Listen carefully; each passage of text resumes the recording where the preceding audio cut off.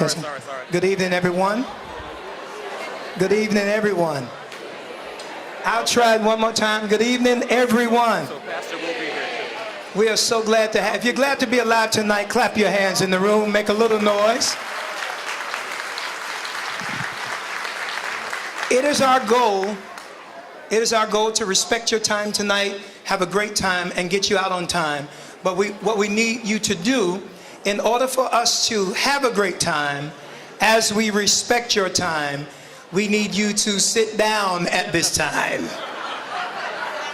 You know you have a preacher up here, so and amen goes right there. Clap your hands if you're glad to be here tonight.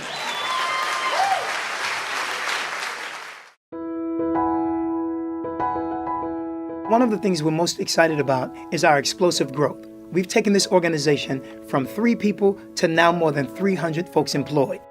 BSCO has created an awesome out-of-school program centered around academics, creative arts, and technology.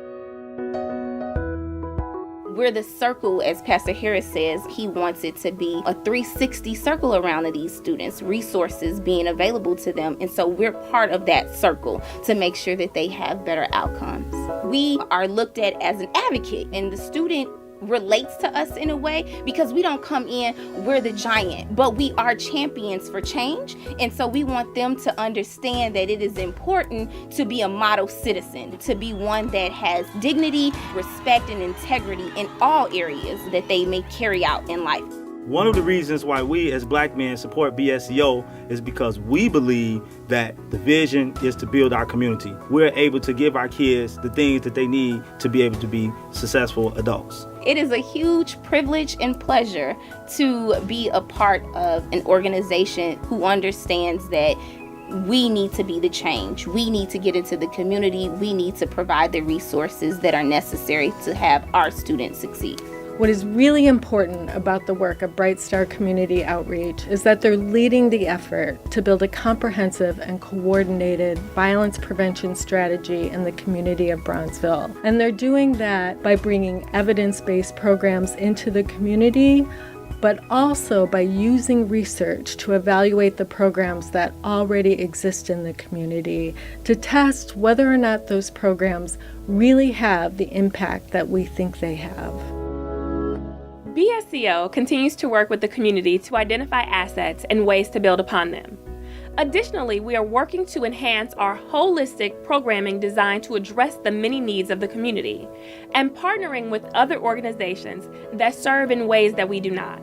The Greater Bronzeville Neighborhood Network is an initiative supported by the United Way of Metropolitan Chicago. We have nearly 20 Greater Bronzeville Neighborhood Network stakeholders interested in advancing workforce in Bronzeville. As the lead organization, Bright Star is excited to be the convener and not the competitor. Team program at Bright Star Community Outreach is one that is very special. We have the opportunity to work with students that maybe have compromised in their behaviors at school. We don't want them to get stumped or feel thrown away because they may have made one mistake or maybe 2 mistakes, but we want to give them the strategies to do better and be better. The students maybe did not choose us. The parents or maybe the institution saw that we would be a good fit for these children, and so we were privileged that they reached out to us to say, hey, can you come and help us with our youth that are not quite making the best decisions for themselves. Also with mentorship, we're able to give our kids counseling, guidance, and all the necessary tools they need so that they can be successful in society. Yeah. You agree? Yeah, I agree. Yes, sir. Make a whole lot of sense. Our technology program partners with Asha Emmett. These North Shore students tutor our students in the areas of literacy and technology. Their students range between the ages of 8th grade and 12th grade. They tutor our 3rd grade through 5th grade students. This program has created means for us to have racial reconciliation, diverse learning, social skills, and improvement in grades. Along with our out-of-school, youth summer employment, truancy education and mentoring, Family Advocacy Center, and Safe Passages programs, we are excited to launch our newest program for trauma counseling. We are intentional about bringing resources to our community to advance workforce in Bronzeville. We've established a bold goal providing 5,000 Greater Bronzeville residents ages 16 to 25 with incomes that contribute to household sustainability. We've established a 3-year plan that's going to break this goal down, supplying 500 jobs per year. We know about the initiatives are coming to our area, and we want to be at the forefront of making sure that our households are sustainable. We're going through great strides to find capable, competent, and committed people to work with our young people, because what they lack nowadays is point of reference and opportunity, and BSCO is providing both of those.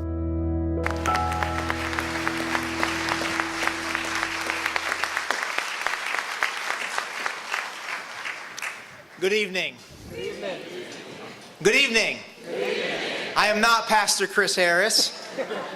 My name is David Swanson, and I am the pastor of New Community Covenant Church in Bronzeville, just down the street from Bright Star Church.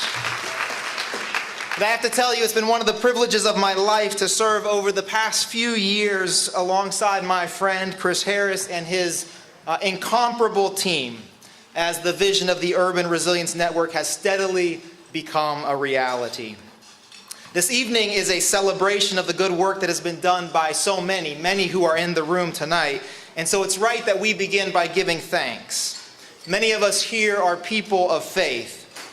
And when we survey the challenges facing our city, our neighborhoods, our children, we cannot help but cry out to God.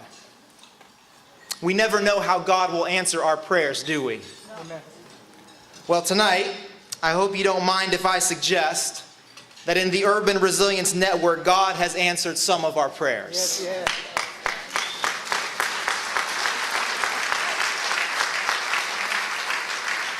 yes. So I invite you to join me just for a moment of prayer as we join together our grateful hearts. Let us pray. God of glory, Lord of light, tonight we say thank you. Thank you for the vision you gave Pastor Harris in Israel so many years ago. Thank you for providing the right partners at the right time with the right expertise to see this vision to fruition.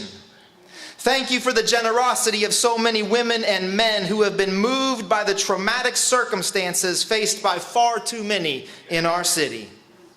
And tonight, we especially say thank you for your powerful presence with every woman, man, boy, and girl who has suffered trauma in our city. We confess that too often we have not been there for them. Too often we have allowed distance and divisions of race and culture to feed our ambivalence. Too often we have assumed that someone else would stand in the gap that is trauma. But you, God, have never forgotten your children. You have been there when we were not. And so tonight we say thank you for your faithfulness. But tonight we also commit ourselves now to being found faithful. Would you take what we have to offer and put it to miraculous work in intervening in traumatic situations and preventing such situations from ever occurring? Would you fire our hearts with a vision for Chicago in which every one of its citizens from every side of this great city has the opportunity to live the abundant life for which you made them? God of glory, Lord of light. In the words of the psalmist tonight, we proclaim, "Come and see what the Lord has done. The desolations he has brought on the earth. He makes wars cease to the ends of the earth. He breaks the bow and shatters the spear. He burns the shields with fire. He says, be still and know that I am God. I will be exalted among the nations. I will be exalted in the earth. The Lord Almighty is with us. The God of Jacob is our fortress." Let the people say amen. Amen. When thinking about who best to serve as the mistress of ceremony for this evening, Pastor Harris was laser focused on having Judy Sue to guide us through our evening. Judy's commitment to responsible journalism, her impeccable reputation, and her love for Chicago and its residents are just some of the reasons that she is the perfect one for our MC tonight. So without further delay, please help me welcome the 16-time Emmy-nominated news anchor, Judy Sue from Chicago's ABC 7. Well, thank you. I don't know how I follow that up, Pastor Swanson. Thank you very much. Thank you for that lovely introduction, and good evening to all of you. Welcome to our celebration tonight. I am thrilled to be up here. I am new to Bright Star. I am just learning more about this organization. My general manager has been a longtime friend of Pastor Harris's and said, you got to be here, you got to meet the people, you got to learn about the mission, you got to tell the stories, right? So that's why we are here, to tell your story. So just a little bit more about myself. I have been with the station for about 16 years now. I had just celebrated my 16th anniversary in April of this year. So 16 Emmy nominations, that's pretty good. For 15 of those, many of you probably know me from anchoring our early morning newscast. Most of you probably have woken up with me. Well, you in your room and me at the station. But I came back to the station 16 years ago as the early morning news anchor. And so for 15 years, we woke up at 2:30 in the morning, Monday through Friday, getting into the station so we can be there early in the morning. So at the end of last year, my schedule finally scooched just a little lower and a little later. So now you get to see me at 11 a.m. and 4 p.m. in the afternoon. In fact, I just anchored the news and hopped on over here to join this evening. Thank you, thank you. And I'm glad it wasn't raining, right? It wasn't raining yet. But my love for the city and the people and the residents goes so deep. Some of you may know, and most people are really surprised to learn, that my family immigrated here when I was 11 years old, and I was just learning to speak English in 5th grade. At such an impressionable age, we landed in Chicago's Chinatown. We lived there for a little bit. We lived in Rogers Park. I learned to speak English in Chicago public schools. So, thank you. So all I ever wanted to do when I decided to go to U of I, study broadcast journalism, was to come back home and work in this fabulous city. I did have to take a little detour. I worked in Champaign for a year, worked out in California for a few years before the call finally came from Channel 7 to come back home. So I love being here. I'm going to share one more other nugget because it's such a pinch me moment every time I think about it. So today, I actually remember I just said my schedule changed, so I'm anchoring the 11 and the 4. I am actually anchoring the same newscast, the 4 p.m. news on ABC 7, that I watched as that young immigrant girl with nothing but a dream of learning this language and doing this for a living one day. So it is truly a dream come true. And you don't do it by yourself. You all know that, right? Lots of support around you. And that, to me, is what Bright Star is all about. Helping all of us manage our way through those obstacles, right? And push through and ease those barriers. So I'm so excited to be here tonight, Pastor Harris. So excited to hear more about the mission and tell the story. So here I am. All right, so with that, then I have my official duties here tonight. That's just, you're not just going to hear me speak. An official welcome to all of you to Bright Star Community Outreach 2017 Fundraising Gala. Woohoo! I love it. It is so beautiful. And can you all have a big round of applause to all of the volunteers who spend so much time putting this together? It takes so much work to do something like this. So throughout tonight, you're going to learn so much more about the mission and the vision, if you're new to Bright Star, about what Bright Star is all about and the leadership and what they have planned for the future. We're going to hear about Bright Star's mission, their community outreach, affectionately known, you heard in the video, as BSCO. I love that name. So I know that they tell me no Bright Star event can go without hearing from our visionary himself, and he is coming up, but not quite yet. So right now, I'm going to hand the microphone over to one of my table mates that I just met, and she is making her way up here, Miss Ruth Robinson. Please welcome to the podium the Executive Director of Bright Star Community Outreach. And here is Ruth.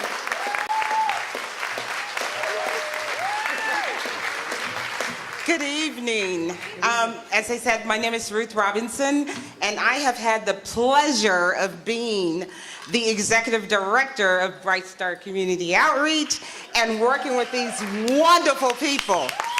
But before I get started, I can just say we have the best guests.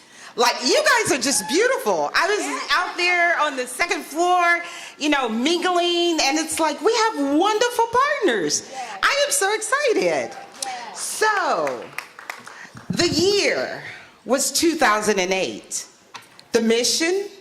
To formalize the work of Bright Star Church and create a separate 501c3 nonprofit organization. This mission came from Pastor Chris Harris. One that would empower residents to share in the responsibility of building community through resource development and collaborative partnership. To develop an innovative performance-based practices and programs to address the need for violence prevention, community engagement, economic development, education, healthy youth, and families. The vision: to see today's underserved communities become self-sufficient, livable communities for individual families and organizations. To have communities strong and nurturing in positive thought and behavior in the home, community, and the marketplace. Now, over the course of our proud 9 years, and it's been 9 years, history of Bright Star Community Outreach has made significant contributions to the renewal of Chicago's most vulnerable communities, whether they're our after-school program or our out-of-school program, should we say, because we go year-round, which serve about 80 to 100 youth during the school year, and nearly 250 youth, which includes our summer session. Our Truancy Education and Mentorship Initiative, which is one of my favorite programs, that works with chronically truant youth and suspended or expelled youth and their families to get them back on track and re-engage academically. Our Family Advocacy Center, which supports nearly 300 families per year through individual and group counseling sessions to address emotional barriers to their success. And then we have our Safe Passage and Safe Summer initiative that serves about 2,500 youth going to and from school and to recreation centers during the summer. Then we have our Greater Bronzeville Neighborhood Network that has been committed to helping 5,000 Greater Bronzeville residents ages 16 to 55 to obtain jobs with incomes that are not just jobs, but sustainable household incomes. Then we have our One Summer Chicago program that has placed over 360 youth over the past 2 years in jobs from retail to research. Our trauma helpline that has opened its doors July 5th. You guys give them a hand. Yep. So now we're live, and we're serving individuals who are either primary or secondary victims of trauma by our Natal-trained faith leaders and community leaders. So as you can see, and you saw on the video, we've been really busy, intentional, and driven by our hope for change in the city and the families that call it home.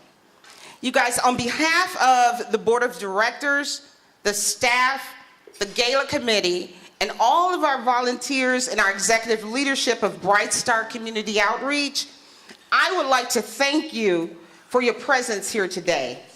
Also know that we believe that your investment in Bright Star Community Outreach is also an investment in our community and Chicago as a whole.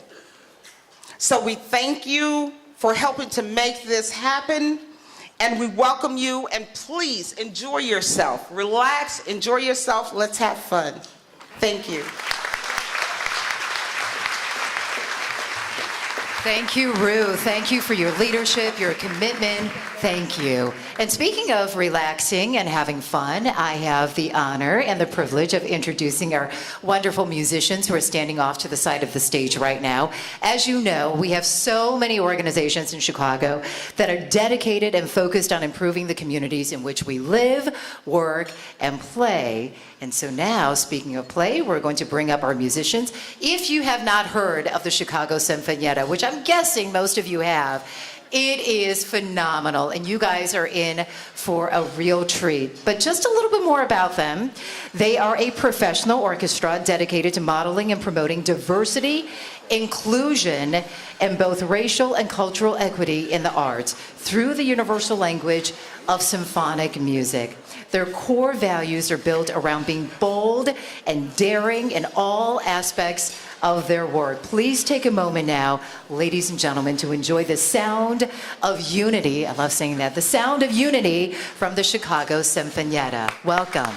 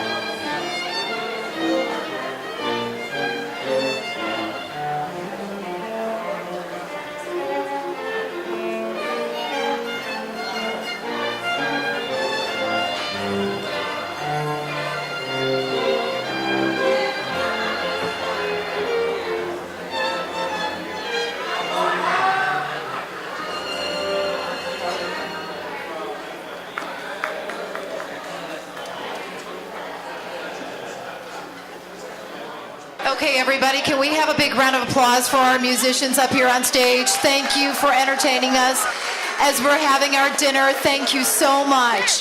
The Chicago Sinfonietta. Love you. Thank you. So right now, please continue to enjoy your dinner, but we are going to continue with our program so we can, as Pastor Harris said, kind of respect your time and keep everything moving on time. So tonight, may we have your attention, please, here on stage. Oh, I like the clapping. Let's do that. I'm going to try that when I go home with my 4 kids. You think it'll work? I don't know. I'm going to try. Okay. So as we were listening to the symphony and their music about unity, That is what tonight is all about, connecting with each other, chatting with your neighbors, although we're going to stop you from chatting right now. But it is about connecting with everybody and coming together like a symphony. So the question is, what is the symphony of BSCO? Right? So we're going to ask that question tonight, and we're going to have an answer up here on stage. It is made possible by lots of different individuals and organizations that have come together to lend their talents and gifts toward one common cause, and that is strengthening hope and saving lives. Now think about that. Strengthening hope and saving lives. And now to share with us a little bit more about the structure and governance of BSCO, please welcome to the stage Skip Schwer, CEO of Associated Agencies, Inc., and President of Auto and Home Insurance Agency, and a member of the Bright Star Community Outreach Board of Directors. Skip, come on stage. Ooh, hop right up. Thanks, Judy. So a number of years ago, one of my friends was at an APAC conference in Los Angeles, and he texted me, he says, "You got to meet this guy, Pastor Harris." And I called him when he got back to Chicago, and it truly changed my life. So thank you, Pastor Harris. What we've been doing together has just been phenomenal. And I've been very excited together, and with lots of people in this room, we've grown this board from scratch. And as you know, we have a big problem and a small idea. And unfortunately, the big problem is not going away easily. But in Israel, they have a similar problem that is also not going away easily, but they have an idea that's actually working. And Pastor Harris saw it and said, let's bring it to Chicago. So we've been working and raising money and putting together a budget and governance and building till this July, when we were able to open the Turn Center that you'll hear about in a while. And I'm very excited to be part of it, because when a family hears the worst possible news that you can hear, that their child was shot, or God forbid that their child shot somebody else, we're going to be there to heal the family and the community and rebuild the family and rebuild our communities. And if it works as we suspect it's going to work, we're going to be able to bring it to other communities in Chicago and other communities outside of Chicago. And hopefully the shooting will cease, and together we'll build something very special, and we'll build hope and a path for the future. So that's why I'm involved, and I think that's why many of you are here today. So for all of those who already donated, first of all, thank you. We're going to keep you posted about our progress and success, and we ask that you continue to support us as we grow this program even larger. And for those of you who have not yet supported our endeavor, we need you to be part of this solution. We need you to help. We need you to share what you have. And for all of us together, we're building a base of annual supporters. We need you to go out and spread the word that in Bronzeville, we're doing something that's going to make a difference. And we need everybody in the Chicago community, not just the Jewish community. I've been doing this way too long.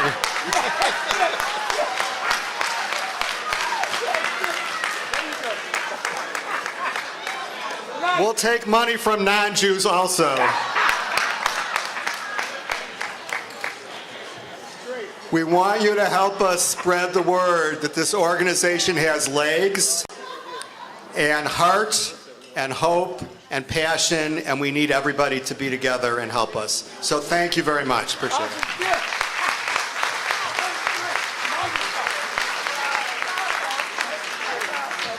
All right, Skip, thank you. I was just hearing at my table. I love Skip. Thank you, Skip, for your vision and your leadership and your collaboration with Pastor Harris in strengthening hope and saving lives. Thank you.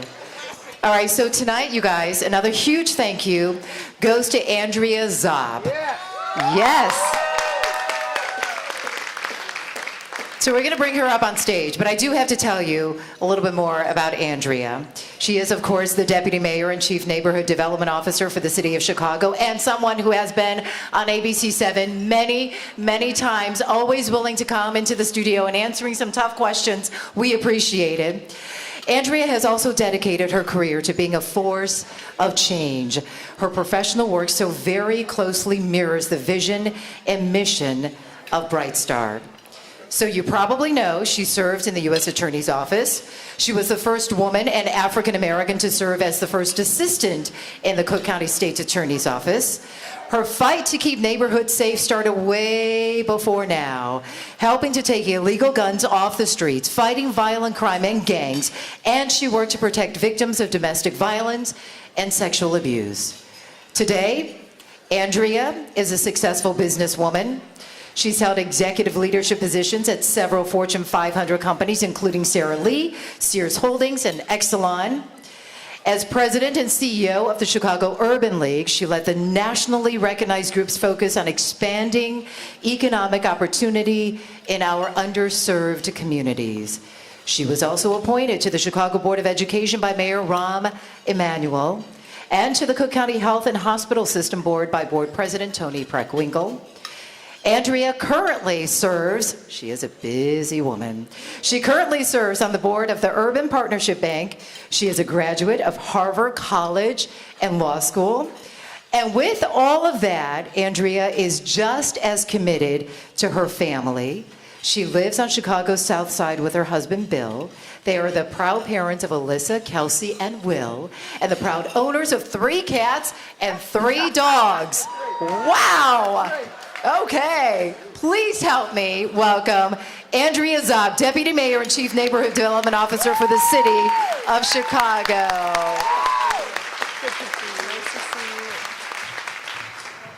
I'm just really happy to see Judy at some time later than 6 o'clock in the morning, which is when I'm usually talking to her. Good evening, everyone. I am so excited to be here. I feel like I'm at Bright Star Church. The energy in this room is so powerful, right? I don't know how many of you have actually been to Bright Star Church, and if you know Pastor Harris, you know it is a very energetic church. There is a lot of singing and dancing and even occasionally some running around. So we have to keep this energy going. I want to recognize Rabbi Siegel and our other honorees, and thank you also, Pastor Harris, for recognizing Reverend Kreider and his memory. He was a wonderful gift to our city. We miss him desperately.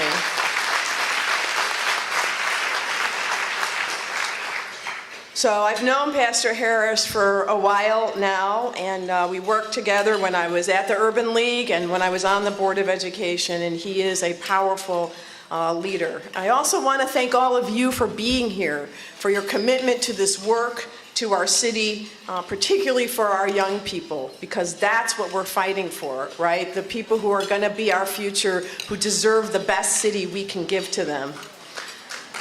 That's right, that's worth a round of applause. We all know that one of the biggest challenges facing our city and too many of our residents is the scourge of gun violence and its consequences.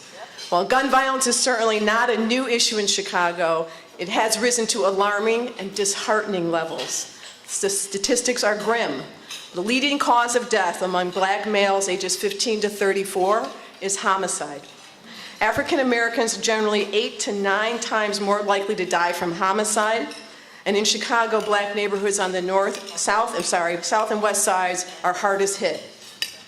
When I think of the violence and the impact having in our community, I think of a pebble dropping in a pond. You all know that when you drop a pebble in a pond, it creates circles or waves. And as they grow and they expand out, there's a ripple effect. This ripple effect is embedded in every act of violence.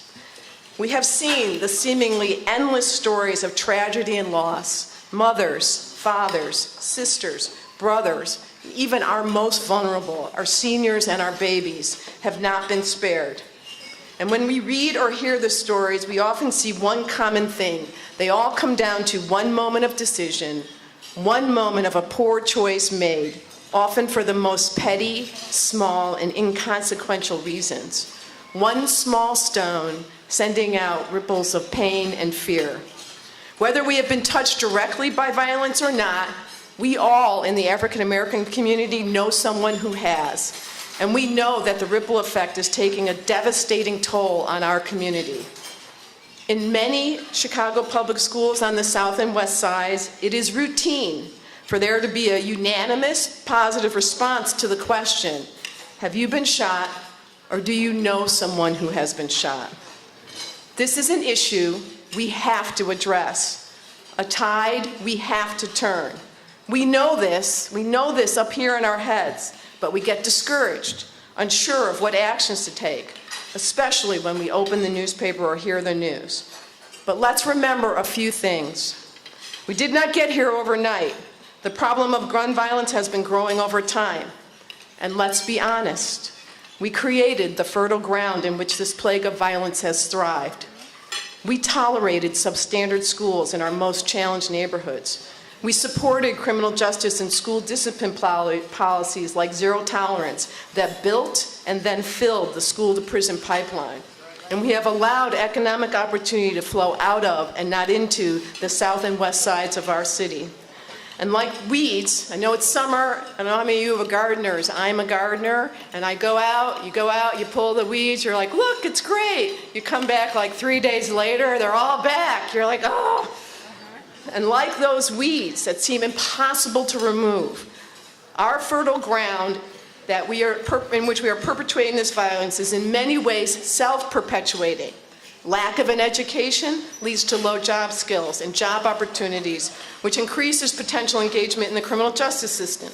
Engagement in the criminal justice system makes it significantly harder to find employment. And from this fertile ground come young men and women who have lost perspective.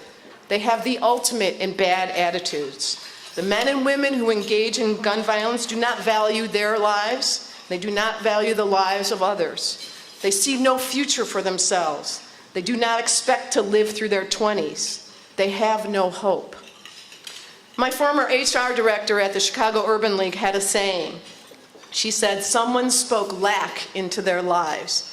And that is what has happened to too many of our young people. Someone has spoken lack into their lives, and they have listened. But here's the thing about attitude and about perspective. Attitude and perspective can be changed and influenced. And that means we can make a difference. We can shift the paradigm when it comes to violence in our community. At the City of Chicago, we have, with the leadership and full support of Mayor Emanuel, taken on a three-part strategy to address violence. Investments in law enforcement, investments in our youth, and investments in economic opportunity on the south and west sides of our city.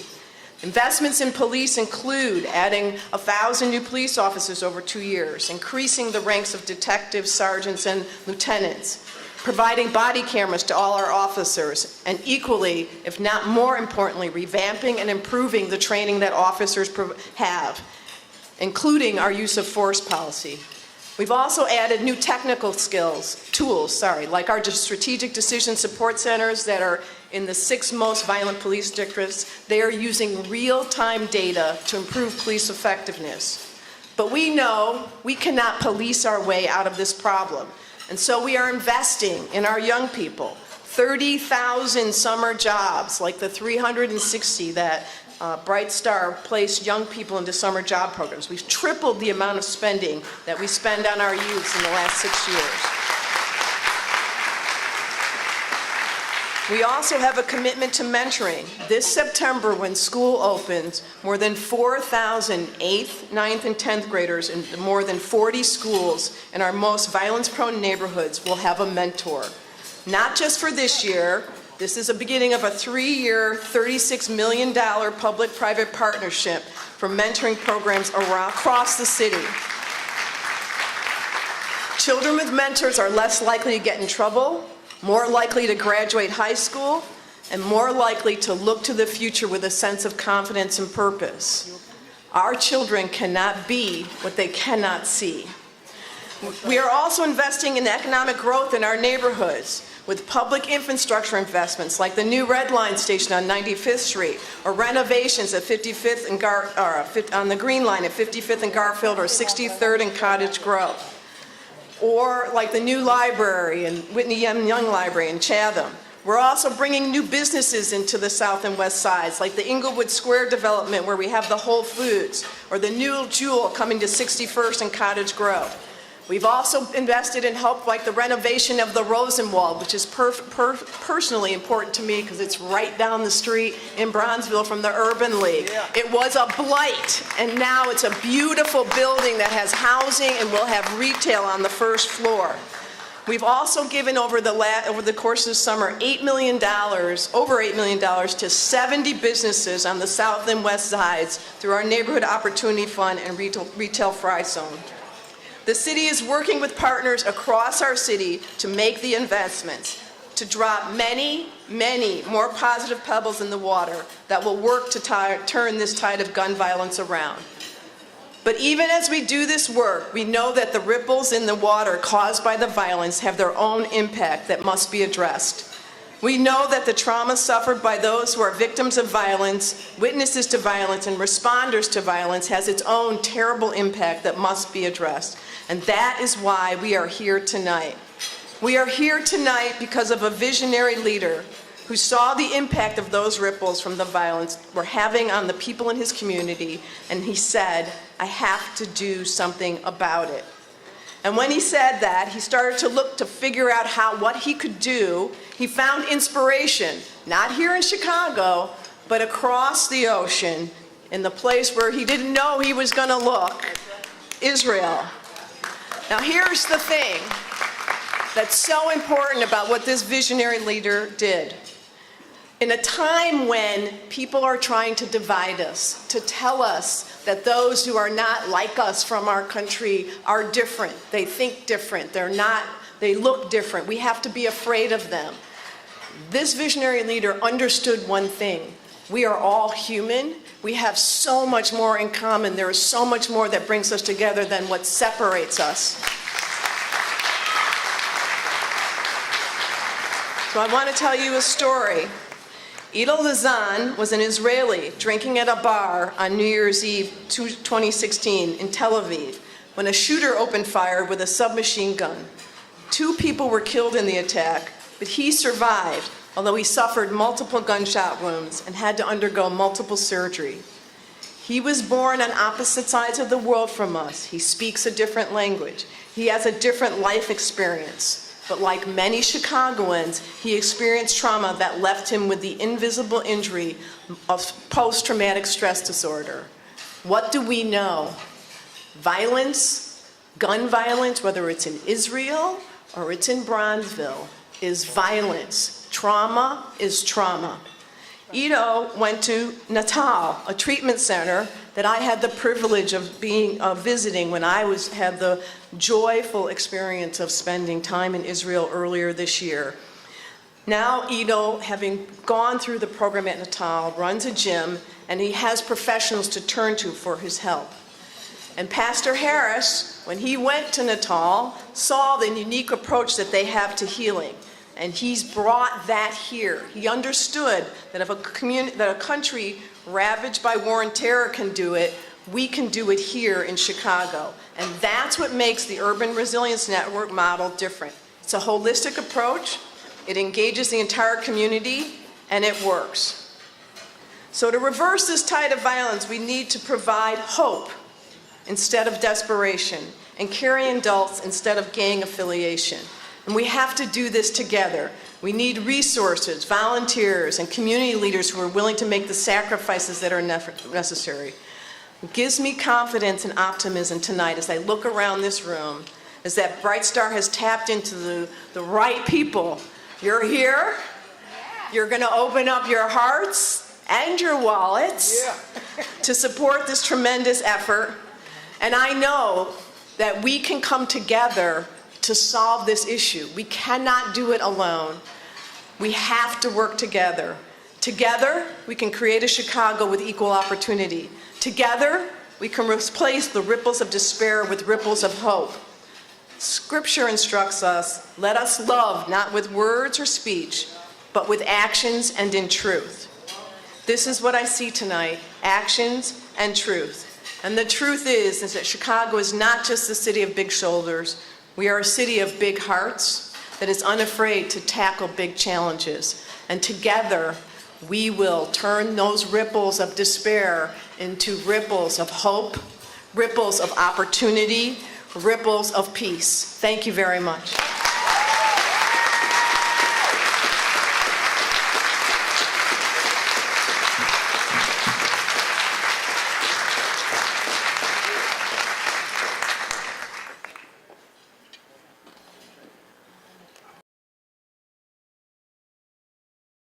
Help for some youth who are at risk in Chicago. A new community outreach center will help children deal with the trauma of violence in their community. One of the things that I love about BSCO is its intentionality to collaborate with one another.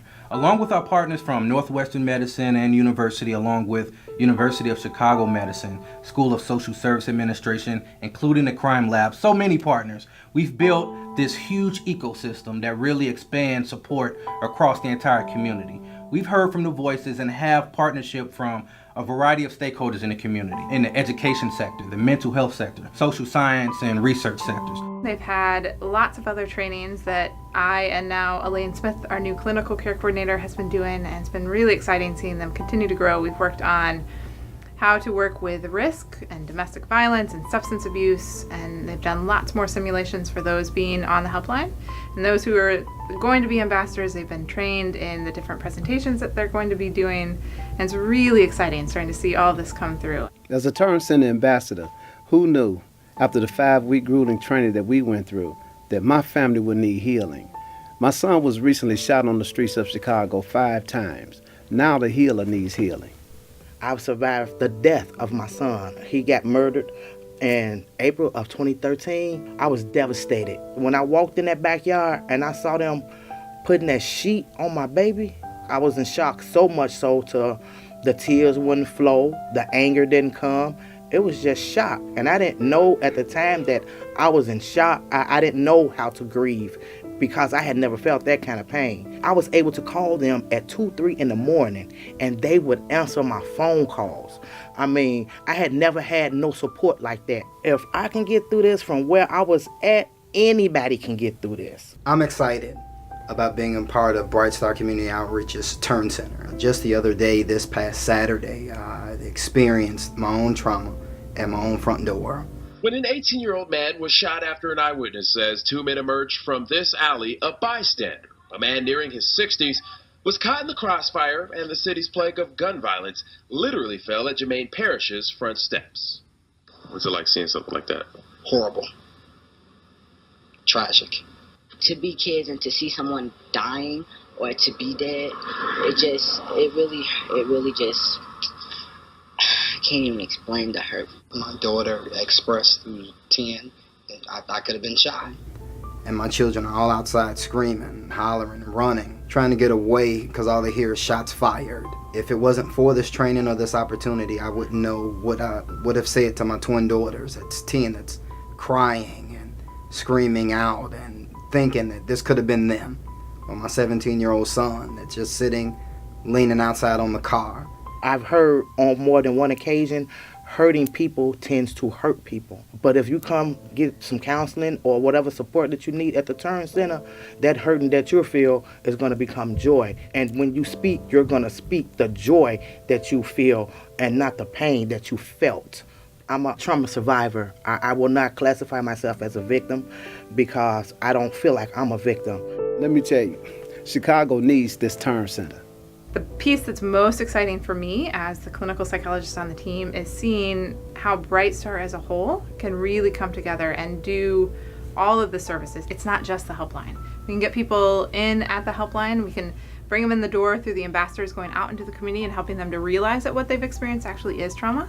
And they can connect with the helpline, and then we can get them other services. We have the wraparound services here. So many different areas. We've come together and built this huge community plan that really hears the voice of everybody involved. So imagine this. To fund and support Bright Star is to fund and support Bronzeville.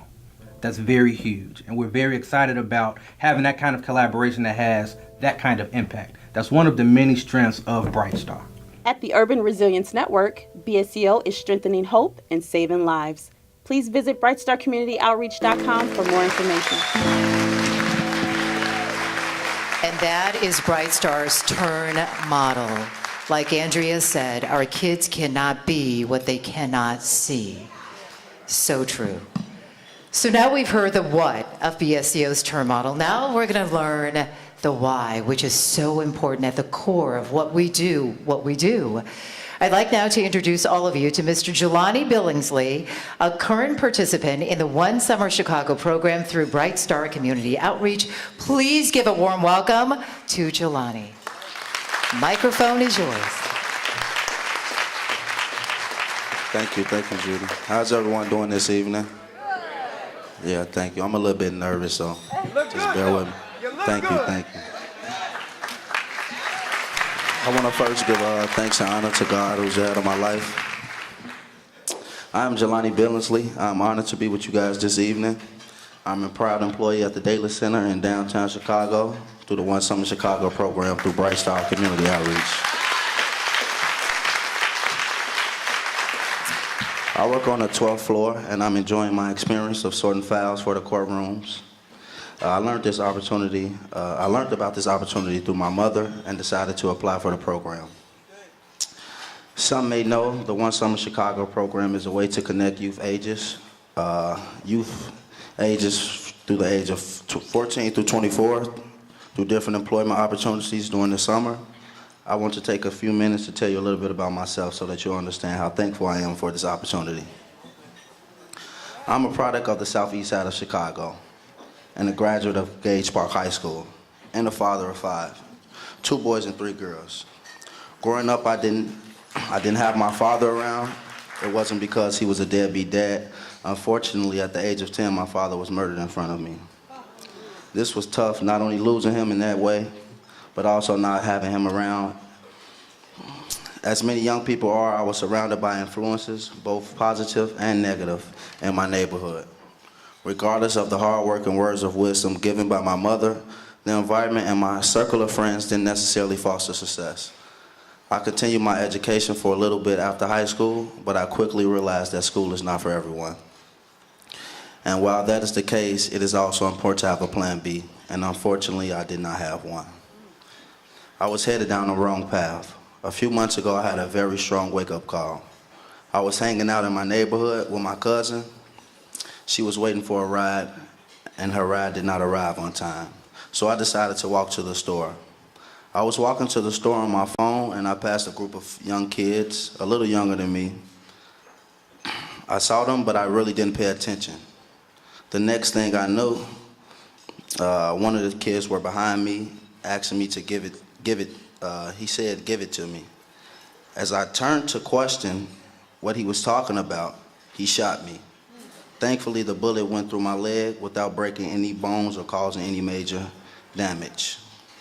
I saw him then try to point the gun to shoot me in my stomach.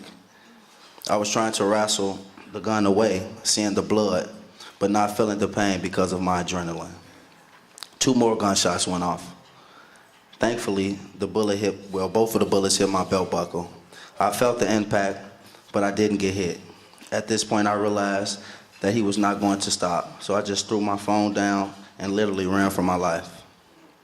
He shot 4 to 5 more times, but I was not hit. A friend was around the corner and took me to the hospital.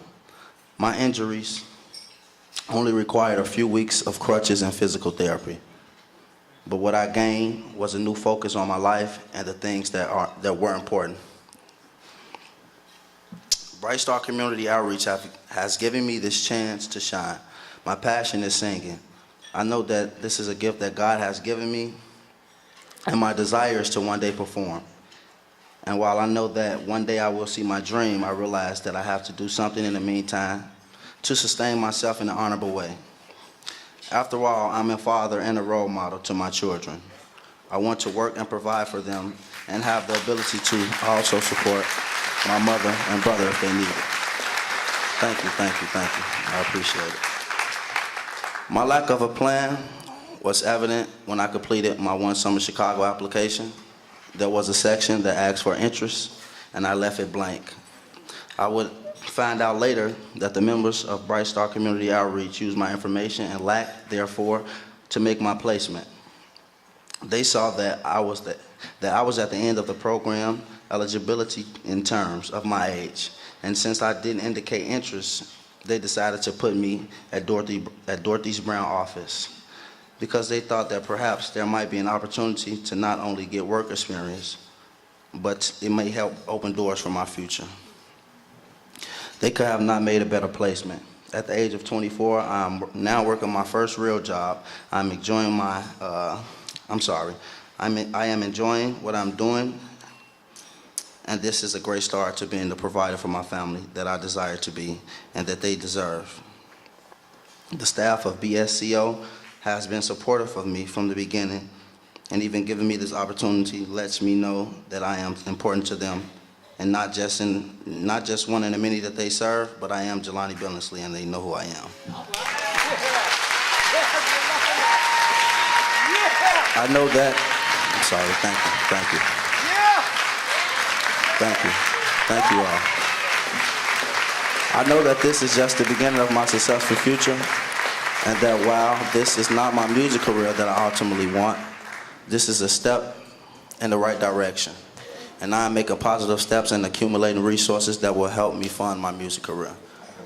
I want to thank the BSCO for this opportunity, and to each of you for listening to my story. I know that this investment that you are making is making a difference in the lives of individuals in our city. Thanks for believing in us more so. Thank you for giving me this opportunity. God bless everyone. Have a great night. Thank you.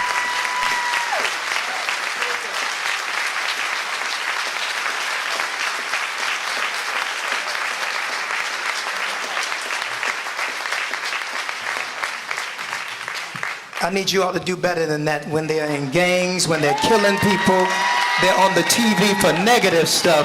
Give him a round of applause for being an amazing African-American young man who is an example to many others.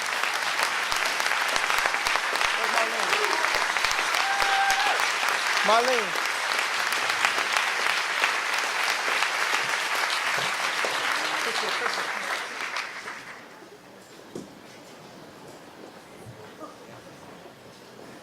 I've been to many of your programs, many of your events. I sing at them, speak at them, hang at them, clown at them. But the one thing I try to do is stay at them. And tonight, because this work is so important, I'll ask that you do your best to stay with us. I cannot express how important this is, and this is our first time doing something like this. And so if we go a little longer, forgive us. But it won't be because the preacher spoke long. Amen? But don't you think young men like Jelani deserve our time and our attention? Don't you believe that this kind of work is worth us being here tonight? Jelani, I'm going to ask you to come back up, sir. You're mighty sharp. And I want to give a shout out to his mother. Mom, stand up. Y'all give it up to Mama.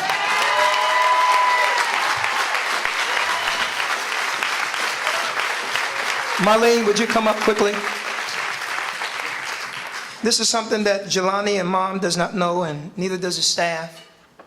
But I am so grateful tonight that the executive director of an amazing organization, and she has been his supervisor and working down at Dorothy Brown's office, and she called our office and said, "Who is this young man, Jelani?" And we talked about him, and then she talked about him more. We are absolutely proud to announce tonight that she is here to announce that Jelani, tomorrow we need you to go to her office. You will start your new full-time job.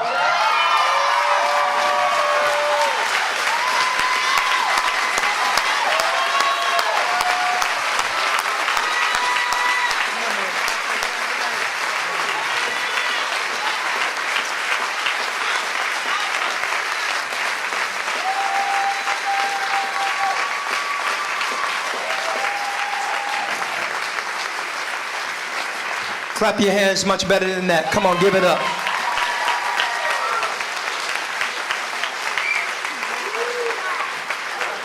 Clearly,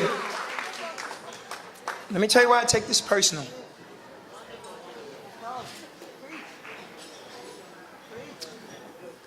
I take it personal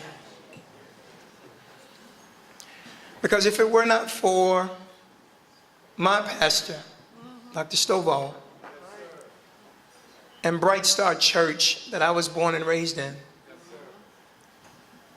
then I, like many other African American young men, would have ended up in that cradle to prison or cradle to a coffin pipeline. And there was a preacher and there was a church. Now I happen to be the preacher at that church who saved my life when I had my children as a teen African American. So I believe that I owe it to Jelani and every other teen in my community to create safe passage to success for all of them, the same way my pastor did for me. Thank you, man. I love you. It was Dr. Martin Luther King who said, in the end, we will remember not the words of our enemies, but the silence of our friends. And I'm grateful tonight that your presence says you are not silent. This is our first time doing this, and look at this room. Your presence speaks volumes. So I want to thank, as they put this huge thank you on the screen, it's really the biggest way I can say to you, thank you. Thank you to the BSCO board members, the executive leaders, the staff, clients, youth, parents, families, volunteers, supporters, sponsors, donors, and friends. Without you, none of this would be possible. Specifically to all who played any part in making tonight a success, thank you. You all are the wind beneath the wings of BSCO. To my lovely wife, JoJo, please stand. That's the cream in my coffee. And to my children, quickly, please stand, and my mom, please stand.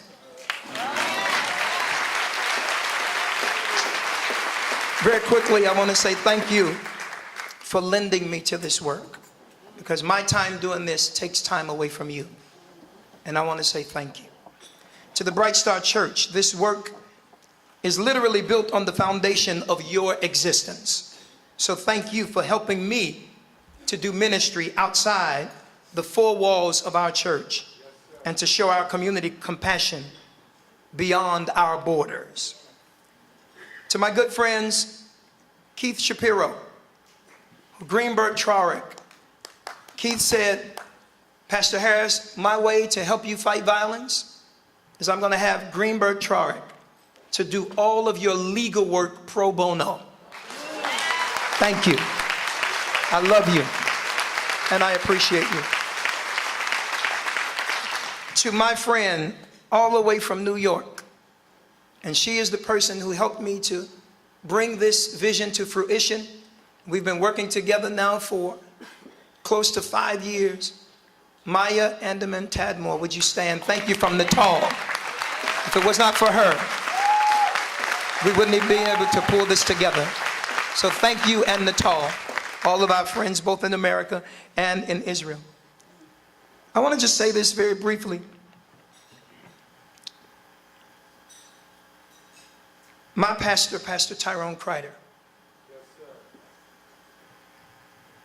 and my rabbi, Rabbi Michael Siegel, we honor you tonight. And there's this picture that we're putting on the screen because this is how this all started.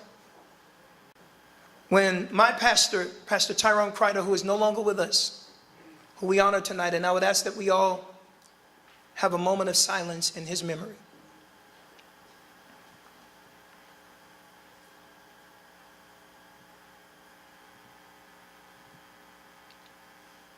Thank you. They got together and they said, we want to bring our communities together. And so at this meeting, I was in my office and I was minding my business, and my pastor, Kreider, he called me and said, son, I need you to join me. African-American pastors are joining with Jewish rabbis to get together. And we want to bring our communities together to heal our city and beyond. And I said, oh, it's another preacher eating meeting? No, thank you.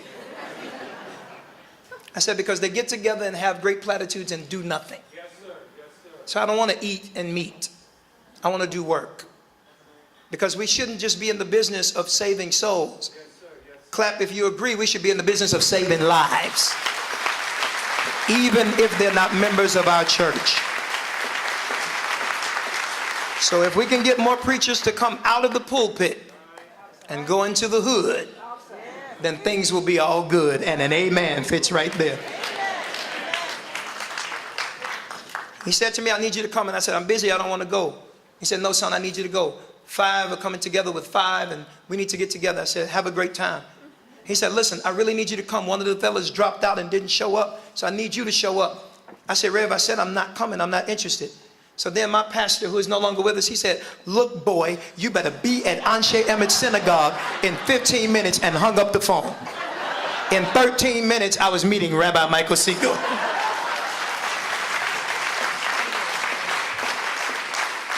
So as a result of that meeting, Rabbi Siegel, in 7 minutes of that meeting, he said, listen, guys, I don't want to just have an eating meeting. I don't want to hear great platitudes. I said, I like this guy. He said, what more can we do to heal each other's community? And it is as a result of that day that we have this wonderful day. So had it not been for these 2 men,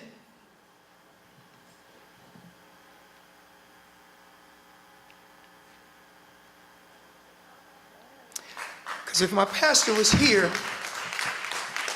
if he was still alive, and we buried him 2 months ago, if he was still alive, he would be here tonight. Every meeting I've had, Kreider was there. Every plan that we made, Kreider was there. So had it not been for these 2 men, in this moment, we would not have this kind of momentum. So I want to say thank you. Rabbi Siegel, thank you. Regina Kreider, the lovely wife, please stand, of Pastor Tyrone Kreider. And his children, please stand. Please help me to honor my pastor, Pastor Kreider, and his memory.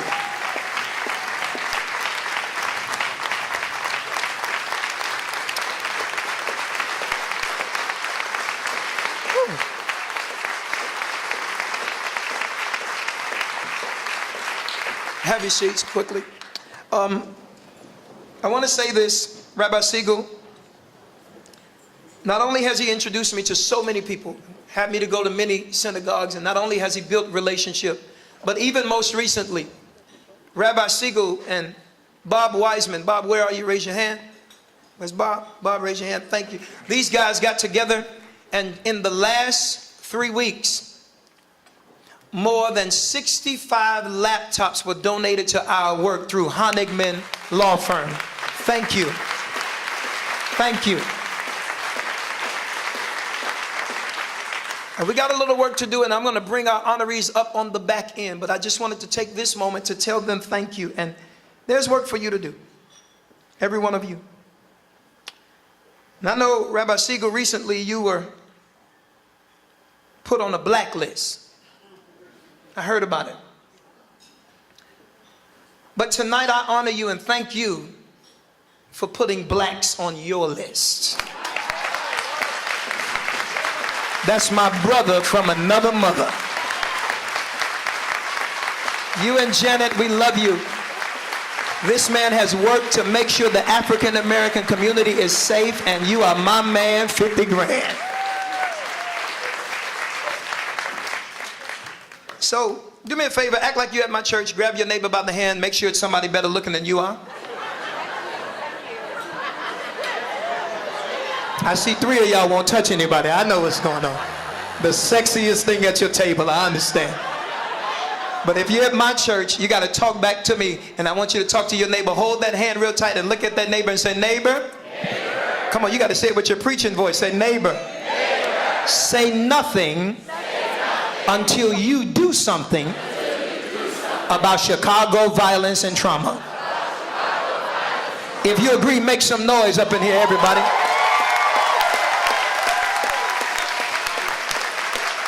That said, clap your hands and go crazy for my guy, Keith, who's coming up with us. Make some noise for Keith, everybody.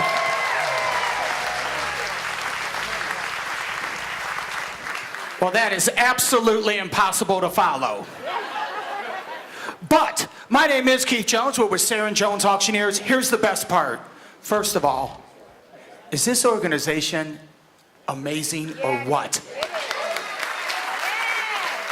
I will not talk, I promise, but I have to say this. When I got to meet Pastor, I did a little research before I met, and I told him, I said, Pastor, I met you the day after you called me. I did not research enough. And I said, but I promise you, the night of your event, I will not be an expert, but I will know what's going on. Then you start researching it. Pastor, there is no way in a week I can remotely know half of what you are doing. This organization just keeps on producing and producing, and it's because of everybody in this room and everybody getting involved, which leads me to this, the auction. Keith, I forgot something. I got a text before I got here, and my friends from React, the Mamby Fest in Bronzeville, they said if you do a good job, and if they cooperate and you do a great job, and if they cooperate and you do a great job, they said to me, React Productions from Mamby Fest, they said if you raise a certain amount of money, they will match it and give no less than $25,000. By the way, the pressure's not on me, that's on you. Here's the best part. Ladies and gentlemen, when we are done, and we are done here, you're gonna go check out, and I apologize. If you wanted to give $20,000, I never asked for it. If you wanted to give $100, $50, whatever dollar amount you want to give when you go to check out, if you find the girls downstairs, I promise you, they will take your donation. But most importantly, and I mean this from the bottom of my heart, thank you so much for allowing me this brief time to help this wonderful organization. On behalf of Tim, Ron, myself, my name's Keith Jones with Sarah Jones Auctioneers. Give yourselves a great big round of applause.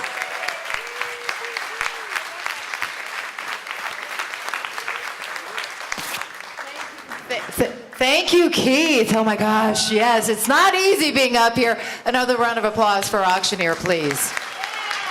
And thank you to all who gave kindly tonight. So we are almost done for this evening. I want to say thank you. So grateful to be up here sharing this lovely evening with all of you. But before we leave, we are going to bring back our wonderful pastor, Pastor Harris, once again with some closing remarks. So here he is, everybody.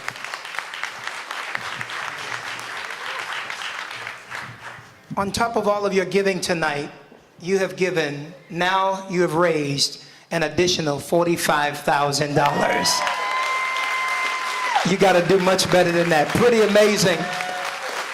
This segment with $45,000 now on top of the $25,000, it is pretty amazing what has happened tonight. Clap your hands for great success and funding the work that we do.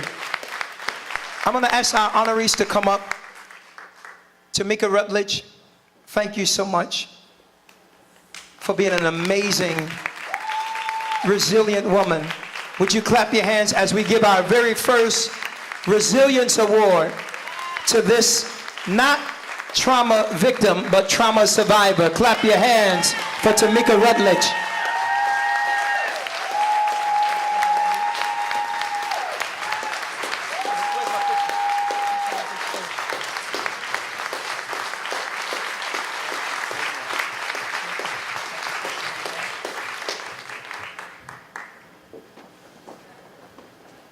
She was the amazing young woman in the video who helped to inspire all of this work. She was literally the first Turn Center client. So thank you for being so amazing.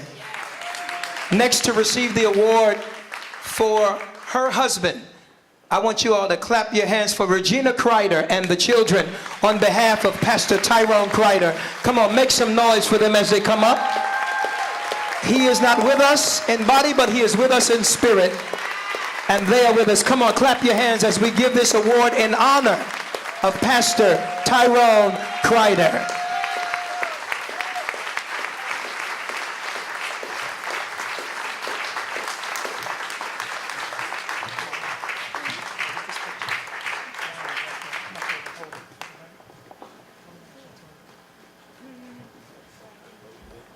Juan, right over here. There's both of them.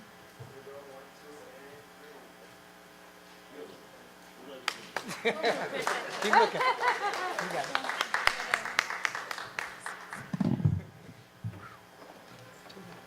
Okay. Good evening, everyone. Thank you all so much for supporting the Turn Center. I stand very humble, but very proud to be Pastor Kreider's wife. Yeah. And I thank God that our children are standing with us. It is with great honor that I stand here to represent and to receive this great award. I understood for 26 years that my husband was a man of the people. He loved God and he loved people. He spent his life serving God's people and people everywhere all the time. He had this saying, preach, teach, and reach. And he preached the word of God with joy and with compassion. And he spent his time teaching many people how to transform their minds and their lives. And he reached across barriers, economical barriers. He reached across spiritual barriers. He reached across racial, social barriers, and so on and so forth. One thing I can say about that man is that he loved everyone and he spent his life showing it. And if he were here tonight, he would say this: no matter what you're going through and no matter what you're facing, always trust God. Pastor Harris, thank you so much for being a son to us. Really, these words can't express how much we love and appreciate you and your family. Jojo, we love you. And to each and every one of you all, thank you for your prayers, your love and support, not just for the Kreider family, but for the Turn Center and Bright Star family. God bless you.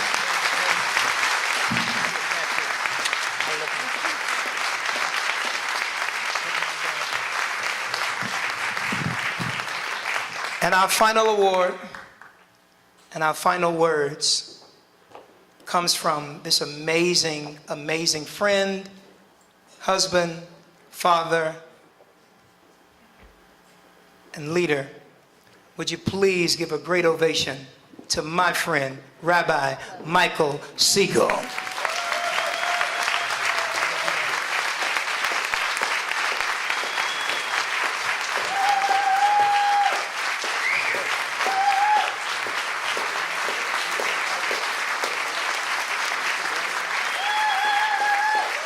Larry, and then over there.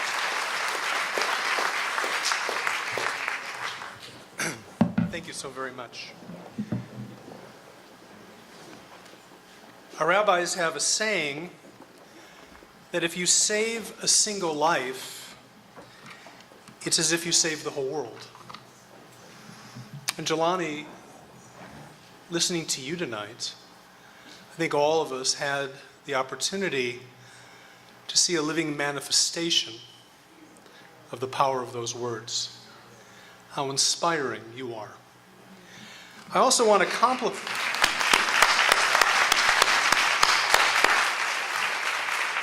compliment you on looking so good in a suit that color. I know that if I would have worn a suit that color, I would have spent the evening having people tell me what they wanted for Christmas.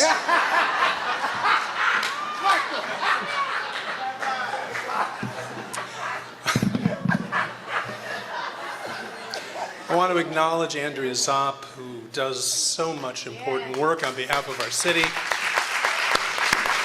I know that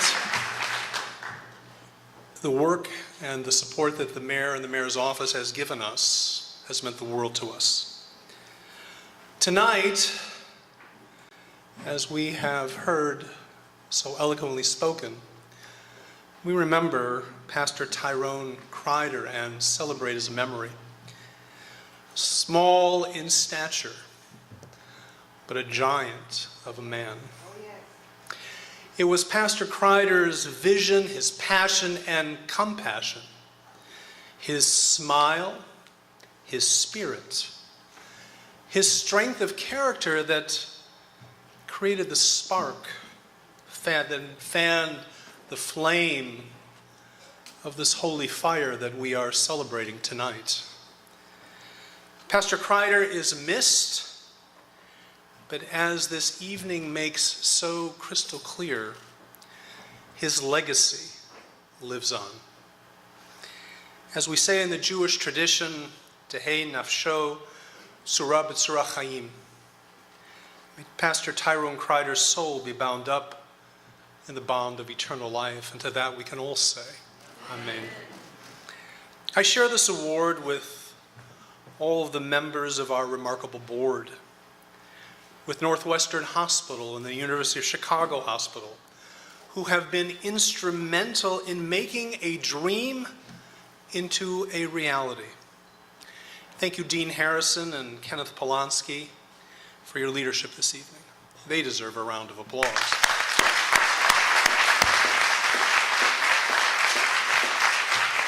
Ladies and gentlemen, I would be remiss if I did not acknowledge Pastor Rodney Carter, Ruth Robinson, and C.J. Jones.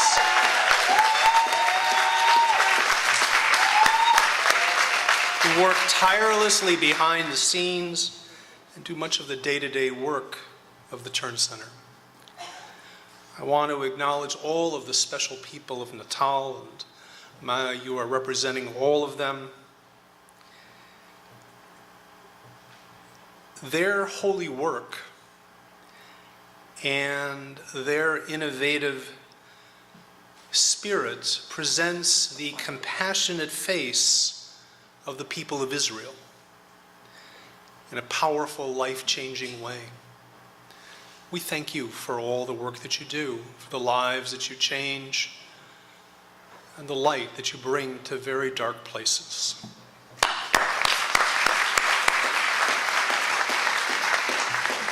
Permit me to recognize two unsung heroes in this room. My wife, Janet. Yeah. And Pastor Harris's wife, JoJo, who put up with their husbands. Yes, they do. And give us the necessary love and support to make our work a reality. I'm very proud that one of our children, Dina, is with us tonight as well. I want to acknowledge two very special communities, the Bright Star Church and the Anshe Emet Synagogue, who I believe are at the heart of this transformational effort. Finally, Pastor Harris, your charismatic leadership, your tireless efforts have made the Turn Center a reality.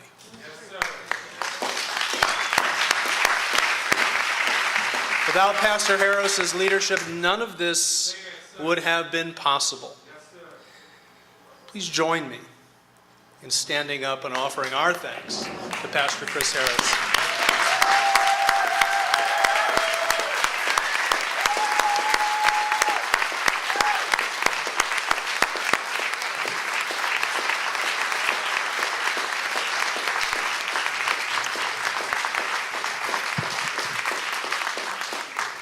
Pastor Harris likes to refer to me as a brother from another mother,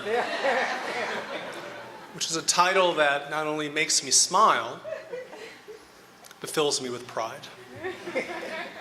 I'm a rabbi, so I tend to think in terms of holy texts. Here are words from Psalm 133. Hine ma tovu manayim shevet achim gam yachad. How good and how pleasant it is when brothers dwell together.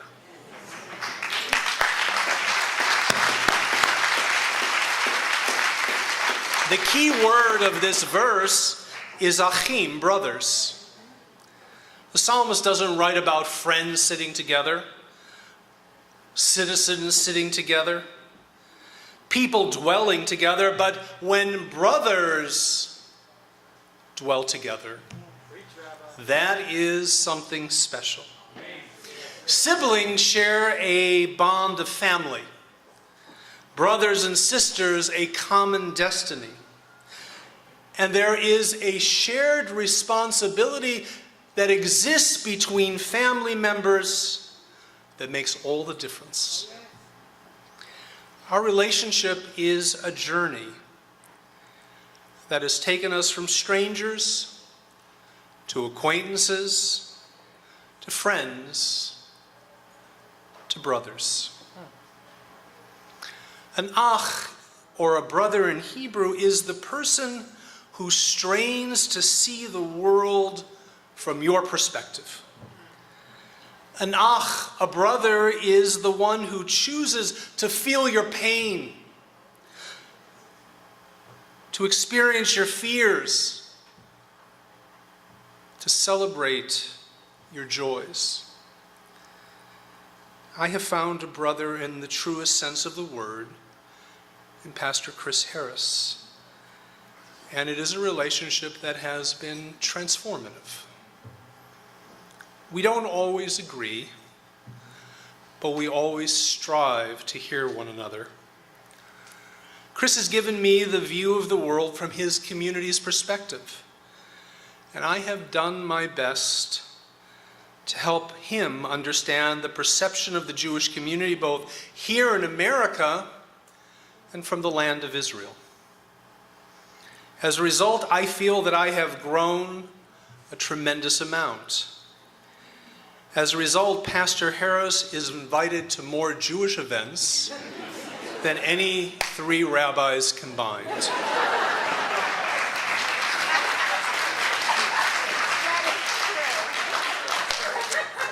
Friends, tonight is an example of what is possible when people move from being strangers, living in the same city just a few miles away, to that of brothers. Hine ma tovu manayim shevet achim gam yachad. How good, how pleasant it is when brothers dwell together. Ladies and gentlemen, it is time that we stop using the term brothers and sisters as a platitude or a cliche, but hear it as a challenge. We have the wherewithal to build real relationships with one another, hear each other's real concerns, and to feel each other's pain, to experience each other's fears, to consider each other's hopes. We have the power to be brothers and sisters in the full sense of the word. The question is whether we have the will. As a brother of mine likes to say nothing until you do something. Imagine for a moment what is possible if we in Chicago were to create the relationships of understanding, the relationships of love that are so necessary for real change to occur. How good and pleasant it would be if we saw each other as brothers and sisters and dwelled together in peace. Tonight, in this room, we have been offered a glimpse of King David's vision in the book of Psalms. Let us be inspired to be builders together of a new reality in Chicago, where there is healing and hope, an end to violence, and the creation of meaningful opportunities for all, based on the love and responsibility that comes from recognizing the other as a brother from another mother. Thank you so very much.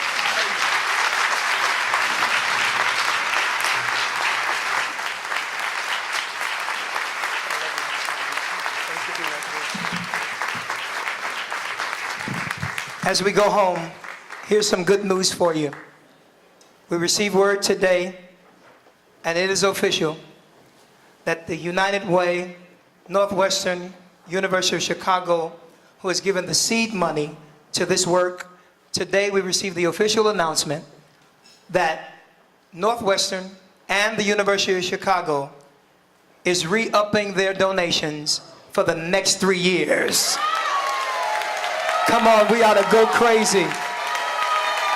And my friends from the United Way has been keeping us fiscally sound and building our capacity. Wendy DeBoe, thank you all so very much. Thank you, Andy Zopp, our Deputy Mayor. And thank you to all of our friends and our honorees. Have a great night, and thank you so very much for coming. Say nothing until you do something about Chicago violence and trauma. Have a good night, everybody.